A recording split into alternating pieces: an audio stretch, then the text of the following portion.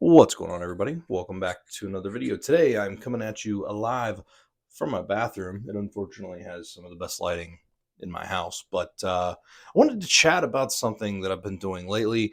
And again, as I continue this story arc of becoming someone who is just imploring people to enjoy language learning for what it is, make yourself happy, I wanted to chat about this. And that is that recently I've been enjoying a ton of content in English, which is my native language.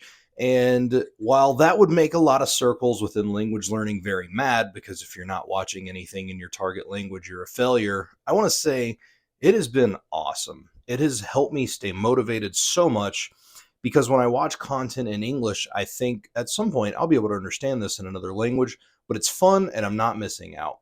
A few years ago when I was learning Japanese, I of course went really hardcore with it. And for, probably 2 years straight, I did not watch anything in English or read anything in English or anything like that because I had this kind of mindset of I'm a failure if I'm not watching it in Japanese, right? Just like now with Spanish or Chinese, like, oh, I'm a failure if I'm not watching this in Japanese or Chinese, what Chinese, Spanish, whatever it is.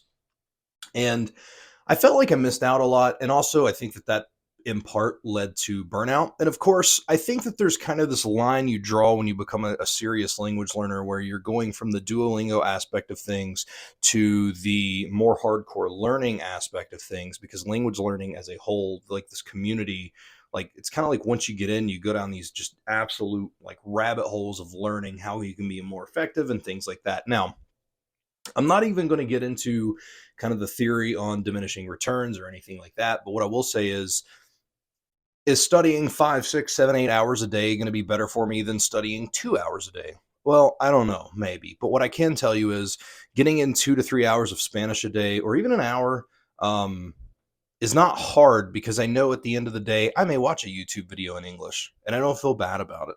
I may read a book in English and not feel bad about it. And that doesn't mean that I'm not doing that in Spanish as well. It just means that I'm also allowing myself to enjoy content and not feel like I'm missing out. And I think that that can be a huge thing. On some weekends, I don't even study because I'm here with my son. And when he's home, I want to spend time with him. So I may get 10 minutes of Spanish or Chinese or whatever it is, or I may get zero, and that's perfectly fine. And what I found is that short break of missing a Saturday or a Sunday, or sometimes both, I come back and I've not lost anything. Now, I'm not saying you should take a month-long break or anything like that, although if you need to for your mental health, I encourage you to do so. But I do think that you could start to slip, especially on newer content or newer words and vocabulary that you're learning. But I do think that just short little breaks, enjoy life. Because if you're enjoying life and you're not feeling like you're missing out, I think you're more apt to stick to it. You know, I when I came back to doing Spanish, for example, getting my immersion up, I had 68 hours within the Dreaming Spanish app, for example, and I had watched 68 hours of content. This was going into the third week of November, and now we are in the second week of December. So you're looking at 3 to 4 weeks ish. Um, and I've studied almost 40, I've put almost 40 hours into Dreaming Spanish, but I've also read 7 children's books in Spanish. And I've been having fun with that, but I've also been able to watch the Goosebumps series. I've also been able to watch the newest series of American Horror Story, which I'm not even really a fan of after season 2 or 3, but this season seems okay. We're 5 episodes in. I started watching The Fall of House of Usher, which is pretty solid. I've been reading a book called Killing It by an author named Mike Bakoven, which combines this like crime noir with like stand-up comedy. It's really, really good. And the thing is I know that I'm going to get to do that because it's something that I want to do. I spent years missing out on stuff that I wanted to, which I think ultimately is what led to the bad attachment that I had with Japanese, which I don't quite have as bad anymore because I've just kind of let things go. But knowing that I'm not missing out on stuff has made me happy. Does that make me a bad language learner? I don't care what anybody thinks. I don't care if people think that I'm a bad language learner because I like to read a book in English. I don't care because at the end of the day, what I care about is what can I do to maintain positivity and happiness in a hobby. Okay. What can I do to maintain happiness in a hobby? And language learning now, while I do take it very seriously, feels like a hobby. It doesn't feel as serious to me anymore.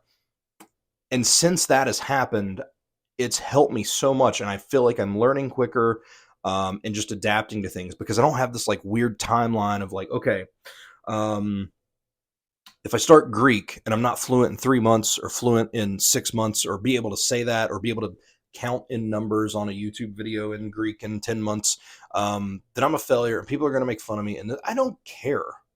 I'm here to enjoy language learning because I love it. I love language learning. It is one of my favorite things. And you may be asking yourself, if it's one of your favorite things, how come you don't want to do it all the time? Well, I love playing basketball, but I wouldn't want to do it 24/7. I like surfing the internet, browsing the internet, reading about things, but I wouldn't want to do that 24/7. I love YouTube, but I wouldn't want to watch YouTube 24/7. I want to have my hobbies. I want to have them lined up with what I like to do, and I want to do them when they make me happy and how they make me happy. And that has made things better. Again, I'll stand by this statement that I say, and I've said it in videos before, and it won't be the last time I say it. The worst method of language learning is going to be the most successful method of language learning if it's the only one that you can stick to. So if I can do 2 hours of Spanish a day, watch 2 hours of content, comprehensible input, watch an episode of Money Heist in Spanish, whatever it is, and then read a children's book, but then get to spend a ton of time reading a book that I want to.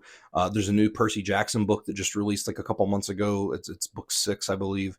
I would like to read that, and now I don't feel bad about it. And now I'm not in a point where I'm like, oh man, I need to read it, but I guess I have to read it in Spanish, or I guess I have to read it in Chinese. I'll just read it in English. I enjoy content in English. I don't think there's this weird thing where it's like, oh, you shouldn't enjoy content in your native language. You have to watch it in your target. And I don't like. I was so into that for a minute, and like the more that I look back, I'm like, man, that's so detrimental to people to be like, you have to do it in your target language or else you're wasting time. You don't get bored in your native language, so you shouldn't get bored in this foreign language. Listen, I enjoy content in English. I do. That's why is that bad? Managing time, managing what I spend it on. Now, I'm not going to try to do a whole bunch of like I'm not going to spend like 10 hours a day in English and 1 hour in Spanish. If I had that much time, which I don't, but if I did, I would definitely try to navigate that a little bit more, and kind of even that time out. But the point that I'm making is there's always a will and a way to get where you want to be, still enjoy the stuff that you want to enjoy, and go forward, right? Like, oh, I'm a huge wrestling fan. I literally have a wrestling shirt on right now. I'm a huge wrestling fan. So why could I not watch wrestling in English, especially if they don't have Spanish commentary or something? But also, what if I just want to watch it in English and enjoy it? Who cares? After the 2 hour episode, go and enjoy 30 minutes of Spanish content if you want to, or Chinese content, or Greek content, or Turkish content, whatever you're doing. So I don't know. It's just something that's really helped me. It's helped me stay motivated. I feel really, really good about it. And it's really kind of like helped my mentality within language learning, and just the idea of, hey, we're in a marathon. Listen, you're not learning this. You're not going to be good, whatever you want to call it. You're not going to be where you want to be in a week. Like, let's just keep building this, because even in Spanish, even though I'm kind of doing this thing with Chinese and Spanish, but just within Spanish specifically, enjoying even 40 hours of content. And I'm just talking about that, not even the amount that I've read, but like just enjoying content in Spanish, comprehensible input for dreaming Spanish. The amount that I can understand now versus where I was 4 or 5 weeks ago, just with consistency. I'm not doing 7 hours a day, but I am doing a little bit, and it's adding up. 40 hours over, I think 10 hours a week. I could definitely do more. Um, but I'm also happy with where I'm at. And I think that in itself is huge. Learning things in Spanish. There was some, I wish I could remember what it was. I was talking to a friend the other day, and I knew the word in Spanish, but I could not remember it in English. And that kind of thing is happening because I am submersing myself in that content, but I'm also allowing myself to enjoy other things. It doesn't feel like a hassle. And maybe, I don't know, maybe there's something to giving your brain a break. I'm sure that's going to cause a massive rift within kind of these internet language learning niches, but it's helping me tremendously. And I just encourage you, as I've done in the past several videos, be happy with what you're doing. 9 times out of 10, 99 out of 100, 9,999 out of 10,000, whatever you want to say, most of those people are doing language learning as a hobby. Yes, people learn languages to move to another country. Yes, people learn languages for jobs, but I would say most of the people in the language learning community are going to be learning as a hobby. So enjoy it as a hobby. If you want to spend 12 hours a day in a foreign language, do it. I highly encourage you to. I encourage you to do what makes you happy.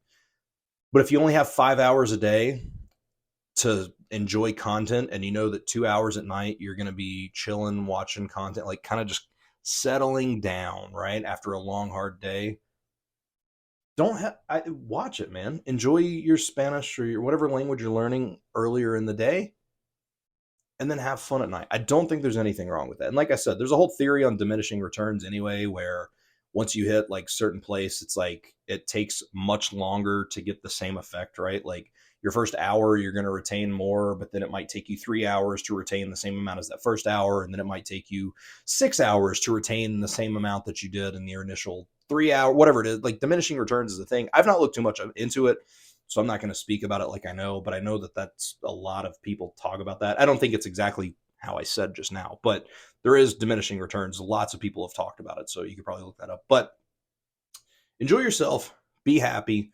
Language learning is a hobby. Even if you're learning it for work, just try to have fun. If you have fun, it's easier to stick to. It's easier to stay motivated. And generally speaking, if you're just having fun and you're not really paying attention to all the other stuff, you're not comparing yourself to others. You're not thinking, "Oh man, he learned it in 3 days, so why can't I?" Just have fun. That's it. Just have fun. So that's today's video. Thank you for enjoying. I just thanked you for enjoying. I hope you enjoyed the video. Thank you for watching, and I'll see you in the next video.